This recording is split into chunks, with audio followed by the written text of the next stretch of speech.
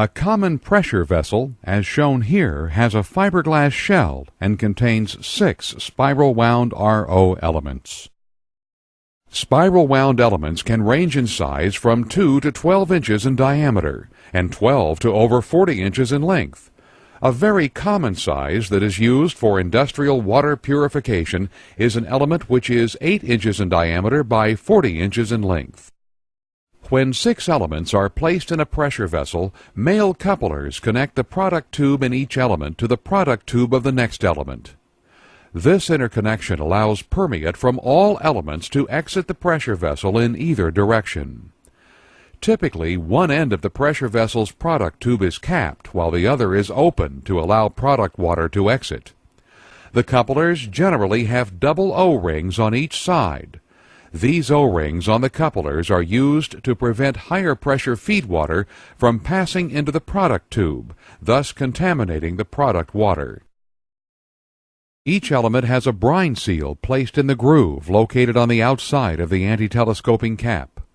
It is critical that this brine seal always be placed on the feed water inlet side of the element and that the seal open in the direction of the feed water.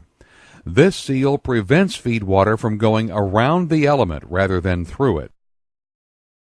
Both the inlet and outlet side of the pressure vessel use an adapter. On the inlet side of the pressure vessel shown, an adapter with O-rings fits onto the product tube of the first element.